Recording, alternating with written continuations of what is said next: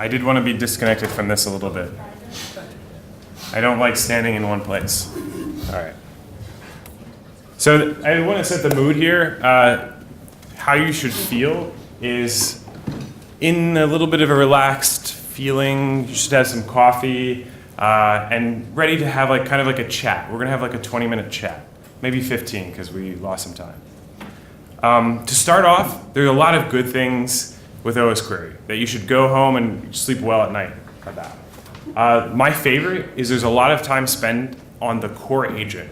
So like there's one thing we really care about. It's that Osquery D, which is actually just Osquery I symlinked. We spend all our time and our energy making sure that that's as best as possible.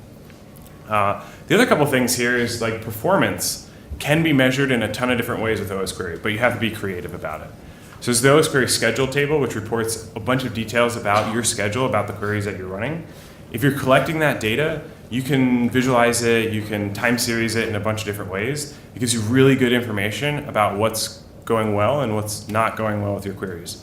I've heard a lot of development environments or staging environments as you roll out new changes to your configuration. I highly recommend that Osquery schedule table so that you can see the performance that you're about to impact onto your production or your client fleet. These other cool things also come from tables. The online status of a host can be an Osquery info select every 10 minutes. This is actually what we do at Facebook, is we expect every host that's online connected to be reporting in every 10 minutes. I can graph that expectation and I can compare it to something like Chef. Manage everything with Chef. Things should be coming in to Chef every about 30 minutes or 45 minutes. Some splay there and they should be coming into Osquery. So in those time windows, I can see if something's being managed, does it have Osquery running? And then the inverse too. Down here, could kind of be improved, but I'm very happy with the number of tests that we have. They're pretty intense, and you might see some lag when you put up pull requests, but that's because we have a lot of tests. There's a lot of efforts going in to decrease that time, but kind of like a test-first culture is something we started with. We've cut some corners, but I think we're going to get it back up and running with making sure no pull request comes up without a good amount of tests, and measuring things against coverage too. So I'm really happy about that. And then like the good security practices, the binary is reproducible. We do a lot of work to make sure all the third-party libraries that we bring in are not pulled in from untrusted sources. We hash everything, and we build from our laptops in a reproducible environment, not through any CI. It's a lot of manual work, but at the end of the day, we're protecting the keys that we're signing with. And we do have some plans to improve that, to make sure that the things that you're downloading from us that we produce are the same things that we push out into production too. So absolutely trust it. You know, here's some bad things too before we get into the scary part. These are bad things in the sense that like we understand that they're bad. We're not really going to spend much time changing what's going on here, but just know that we understand that they're bad too, and we're open for some criticism and ideas. The bring your own backend is something that I see a lot of people in this room trying to solve. That's great. It's not something that we're going to solve, but it's definitely a deficiency of Osquery itself. You have to update yourself. Again, people in this room are rising to that challenge. It'll never be solved within Osquery. We're going to rely on package managers or config management or your strategy for updating your fleet. Again, I would say that's a deficiency, but it's something that we're going to accept and just kind of move on. And you know, everyone else rises to the challenge is kind of what we had expected too. The developer deficiency lag, so pulling third-party libraries in is a very manual process. Someone yesterday mentioned we kind of install a laptop on your laptop. Yes, we intended to do that. One thing you'll notice there is if OpenSSL, let's say there's a new version out, which there is, our version is a little bit behind. Normally you would get that through your operating system. You could do vulnerability management and they would identify that and then they would have a plan to roll that out to the fleet. That is disconnected from Osquery, so we're going to still statically link our own version of OpenSSL. So we got to be on top of keeping these dependencies updated. We don't have any plans to change that sort of culture. The only plans, or the only thing I would ask, is that everyone here stay aware of those things and help us update those dependencies. To be absolutely clear, if there's a dependency that has a vulnerability and we haven't updated it in a timely manner, that means a new commit to Osquery that rebuilds that statically, that ships a new version of Osquery with that fixed, I would call that a CVE. And we have issued CVEs for Osquery in the past because we failed to do that in a timely manner. the OpenSSL update doesn't have any critical issues that would affect us. Hand wavy. There's lots of configuration options. So death by flags, I absolutely love that. You are actually going to feel a death by flags. Move around. Why do we have death by flags? By the way, anyone presenting, if you walk to this side, you can see the entire audience. We have flags because we don't want to push every feature that we kind of come up with because we're sitting with coffee and we think it's a good feature down everyone's throats immediately. So we'll gate it behind a flag. So you see this like double negatives, disable, enable. The flag name is our intention. The default value is where we are. So if we have disable something equals false, or disable something equals true, that's because our intention is that the disable is going to be something that you'll have to do forcefully in the future. The fact that you have to forcefully not disable it now is because we're in an intermediate mode. Death by flags is probably like 200 flags. There's something you probably might not know, there's hidden flags too. The hidden flags are things that used to be there but we've turned off, but just in case you still have it in your infrastructure, you're not going to get weird warnings that you're using a flag that doesn't exist anymore. So please bear with us. Flags are a great way to kind of roll out features over time without having you being like, oh my God, there's this new feature. But at the same time, I think there could be a little bit of love in the documentation and how you discover and use flags. We don't have any ideas on how to do that just yet. And the build complexity. This is a bad thing. I think it's great. I hear that it's a little bit of a pain in the butt. I don't have any plans. I haven't heard any plans from our core team to solve this. It actually solves one really, really important thing. And there's a lot of other things there too. The really important thing is portability. So we want one daemon that can be downloaded and it can be run anywhere. Right now, that's on any Core 2 processor and above. Back to a glibc 2.13, which is about a 2011 era glibc. If you've ever not been able to run Osquery on your x86 platforms, please raise your hand, please come to me, because that is a core tenet of this build complexity. It is bad, but there's no plans to change that. That's not the laptop. Okay. So the scary part, this is why I'm here. 22 minutes left. Let's see if we can do it in 12. Yeah. All right. The big thing that keeps me up at night is there's no guarantee of correctness in Osquery. There's us with ideals, us in this room with ideals, but those ideals aren't technically enforced, and there's a lot of engineering effort that's going to be required to put those ideals into enforcement. The scary parts here are intended to be motivators. The next couple of things that you see, I think there are solutions out there. I don't have the answers to them, but I want you all to leave with a like, oh, if I'm going to solve a big complex problem, here's a set of worthy challenges. The first one is the watchdog. So watchdog has all the good intentions in the world, but it messes up. It messes up and it causes a poor experience. By poor experience, I mean it does a lot of things you might not know. Here's what it looks like. I heard someone else saying there's a bunch of numbers here. We're not really sure what they do. Oftentimes I forget too. This are the default values for the watchdog. After 80 megs of allocation, the Osquery worker is going to die. Osquery worker does everything. So when I say worker, I mean Osquery. 80 megs and it dies. The other options essentially just take this first index and move it to the second or the third or the fourth. Fourth is just testing, so you can kind of ignore that. Our intention was that if one core was being used 90%, that Osquery would die. We're not that great at math, and currently right now it's about 11%.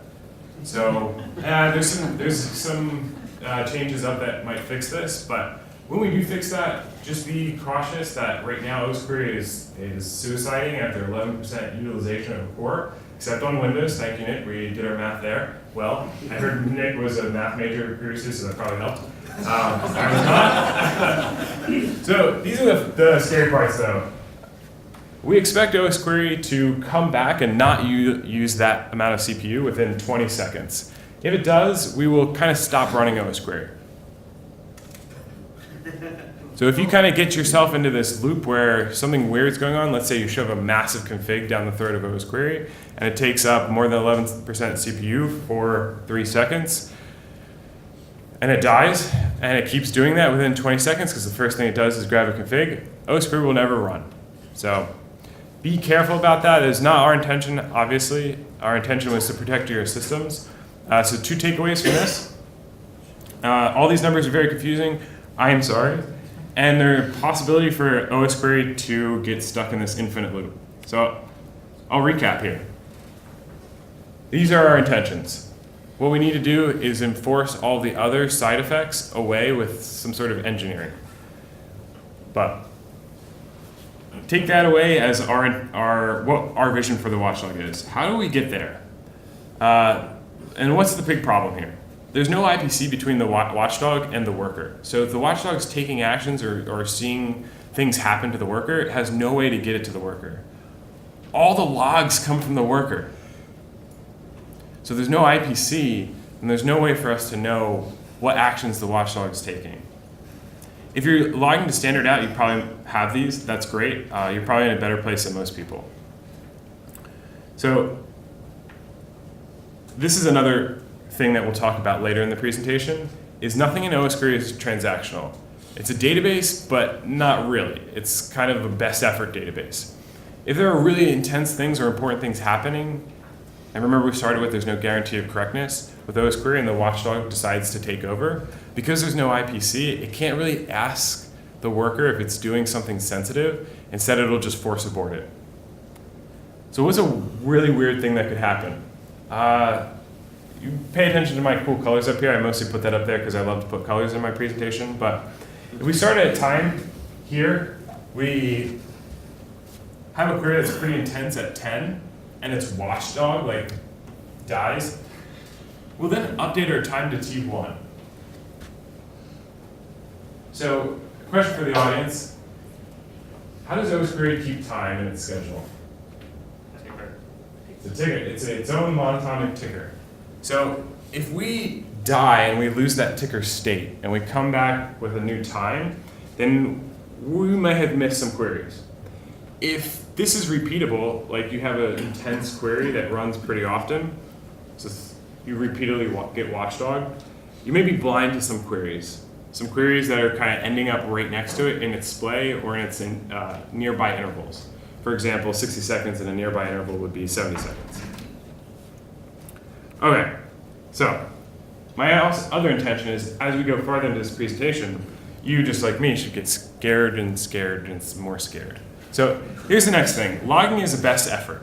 We try to log as best as possible. I'll show you some actual code. This doesn't exist in there right now, but the flow of this still does, so the problem is still there. If we ever log a row in a table that's greater than this flag, we sort of emit a warning and move on. And by move on, I mean we kind of delete all those logs. It's also unclear what happens to this log message in here, because we do some weird locking while we're dumping the buffer of logs. So if anyone has a free week and wants to spend a lot of time deep diving in this, I will send you candy, I will send you Osquery swag, and I will love you to death. All right, next thing. We like to say this a lot, which is we don't exec in Osquery, but that doesn't mean Osquery doesn't exec. But we try in all of our code as hard as possible not to shell out. But we bring in lots of dependencies, and that's going to be a theme of the next couple of things, dependencies. If you were to look in Osquery and see how many times exec's called, it's quite a few. And I would like to kind of summarize this as dependencies are the Wild West. If you bring in lib apt, so the enumeration of your app sources on Debian or Ubuntu hosts, the way that it discovers all of your sources is by kind of shelling out to a few commands, like grep here and there, and maybe dpkg here and there. So all the things that we try to provide, which is like compatibility and portability, we actually can't guarantee for our dependencies. It may work on the host that we're using, may pass our tests. It may run on the host that we intend it to run on, like really old 13.10 hosts. We're not running those, but something we test against. But at the end of the day, we're not selecting from all of these tables and making sure the data is correct. That's just a way too intense test. Here's another weird thing. This is fixed in master. Fixed by like going in and hawking out all the times that this happens in the dependency, which we can actually patch the dependencies on the fly, which we bring in. So very powerful in the build. go ahead and run in a while loop a select from every table and systrace what Osquery is doing while it's executing that table. And then grep for some interesting syscalls. This one is unlink, and it might not surprise you, but there are several tables that are just deleting files. So when we say we're not going to mutate the state of the host, our code is not mutating the state of the host. But the dependency code that we bring in may. Just an example, you don't have to be too afraid. Be afraid existentially, but this is actually removed. Oop, I went the wrong way. All right. This is one of my favorite things. This actually really calls me to lose sleep at night. This is one of the sebs that we had at Facebook a while back. We had an incompatibility issue with RPM's Berkeley DB and the Berkeley DB that we had deployed at Facebook. We ran a pretty innocuous query, which was just enumerate all RPM packages from our entire fleet, and that subsequently corrupted the RPM database for the entire fleet. So effectively, what does this do? Well, any sort of command that relies on RPM will just fail. So imagine you have Chef or Puppet running across your entire infrastructure, and one thing that kind of happens often is updating packages. Not anymore. So problem solved. Yeah, pretty fun. The great thing about this was the awesome. Yes. Haha, I'm free. Am I free? No, that's fine. I can continue walking. The great thing about this is it's clear what to do. The difficult part was actually, pulling that off. But afterwards, we have a really nice framework that we can extend to other tables. That is dropping privileges when we're running as root before we go and execute some third-party code that we've brought in. The bad part about that is it's not applied to all the tables. So we're kind of applying it where we have our spidey senses, but someone needs to come in and really make that more of a first-class citizen and kind of a safe by default. And again, I would say that no guarantee of correctness also has another problem, which we don't guarantee item potency in Osquery. So what does that mean? How do I talk about that in terms of RPM databases?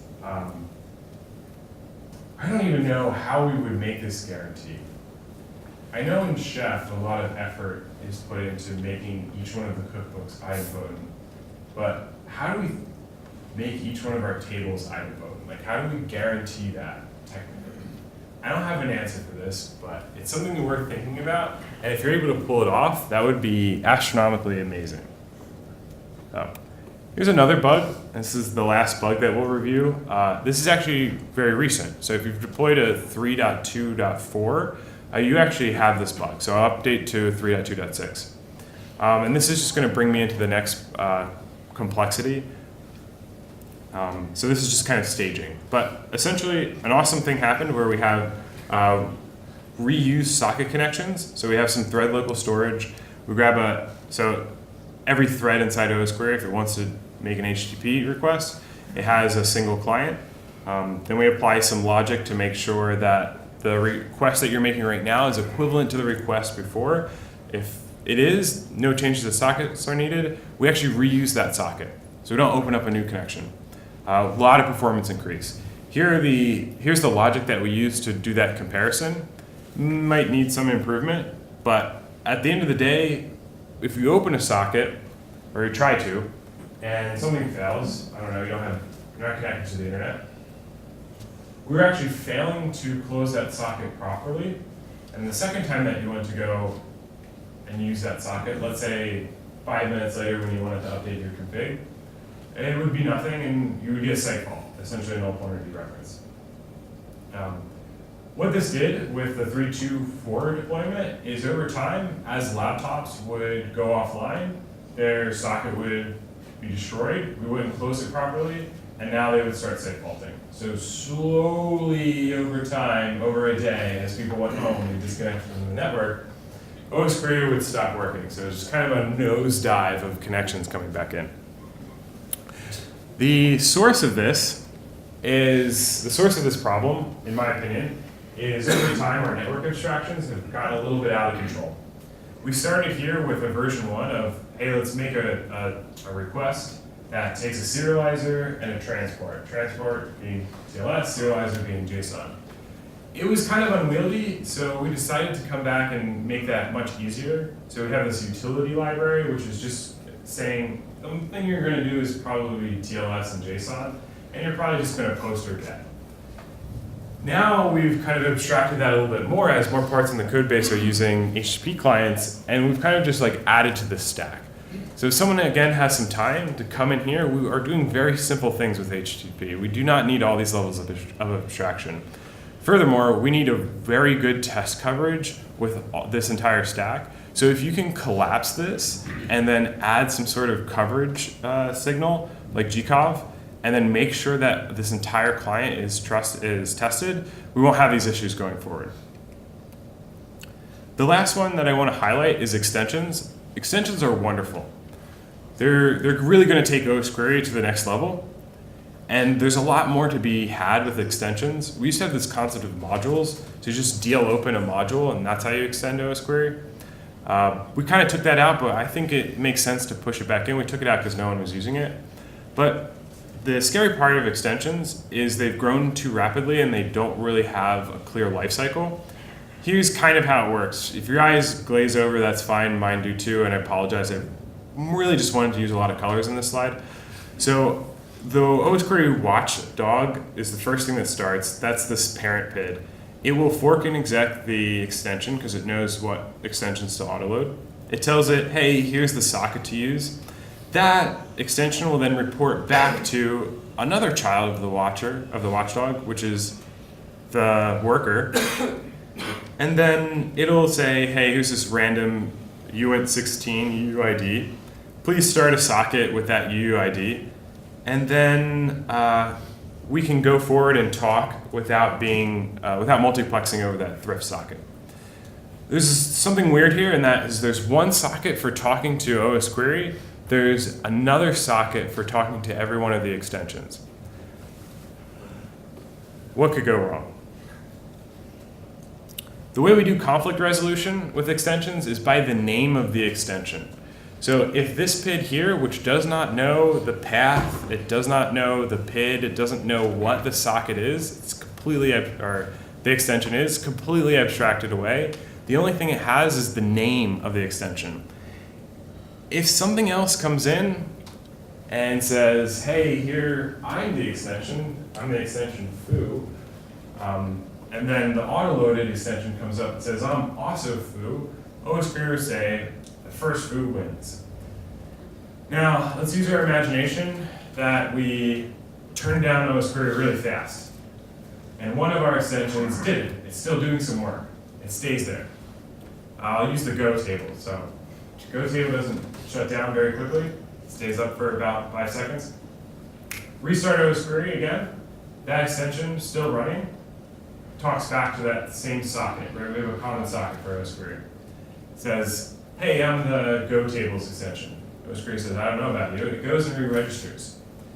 Everything's great. From Osquery's point of view, it has all the tables that it needed. From the watchdog's point of view, the thing that it tried to fork, that secondary extension, didn't work. It will just die. Because Osquery will tell it, hey, I already have the go extensions up. And you'll get a ton of these error messages, refusing to register a duplicate extension. This is essentially two extensions, the same extension, running as two processes, racing against each other. The conflict resolution for this, I would love it to be the path of that extension or the PID, but we haven't exposed that inside this thrift IPC.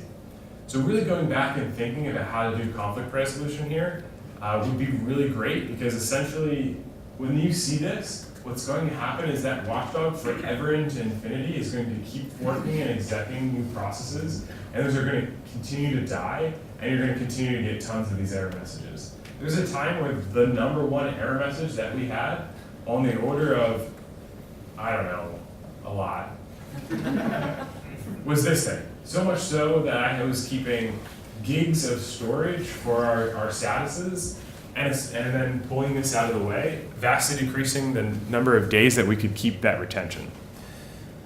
All right. Here's a little, here's a bonus. If you think there are any sort of forensics guarantees in Osquery, we tried that. It was a little experiment. We used to have this flag, disable forensics. It wasn't on. Like, we tried to do forensics. And we kind of were like, oh wait, the way we're doing this is not correct. Essentially, the way we were doing it was, if you go and you read a file, you access it, you update the access times. Right? So to be forensically sound, we just write those access times back to where we found them. Right? There are syscalls for this, right? So we're trying to hide ourselves. We're just, if you're making a forensics timeline, we don't want Osquery coming in and trampling everything. I'll tell you why that's bad, if you haven't guessed it already. But here's what you will see today. Like today, this is what happens. If you select from file, the access time stays the same. Select from file again, stays the same. You're just reading the metadata about this from the file system. You're not actually accessing the file. If you were to hash that, you would have the same access time until the next time you access that from file. And that's because of the order of operations. First we go and get all the metadata, and then we hash that file. I don't know why I have this in my hand. And then the next time you'll then see that, next time you go from file, you'll see that access time. Right? So imagine this is like this is your first query, this is your second query, something happened, what was it? And you go investigate, and it was actually just Osquery. So here's, I didn't put this in the slide, but here's what happens when you use the syscalls to update the access time. You actually rewrite the metadata in the file, and you update the write time. Now what's worse? Updating the access time or the write time? If you had to pick a lesser of the evils, which one would it be? Probably not the write time. Thus, that flag is hidden. Please do not go looking for it. If you turn it on, you're going to have a bad time. So I'll recap here. What are the kind of scary parts that kind of keep me up at night that I would love for someone to come in and work on? Watchdog, network APIs, the best effort logging that we have, transform that. Extension lifecycle, please transform that. And really think about the state changes that we're imposing on the system and try to reduce them. Here's a bonus, something I really, really care about. I have no idea how to get started on Osquery, and I actually would not recommend this. So if there's something that's out of scope here, it's this. And that's the trust and tamperment of the data that we're collecting from Osquery.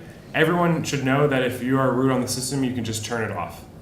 We make no guarantees or protections against that. Furthermore, you can rewrite everything in the database. Osquery state, you can change it, you can mutate, you can masquerade, you can copy it to another host. You will have to go in and implement controls to try to detect if this is happening.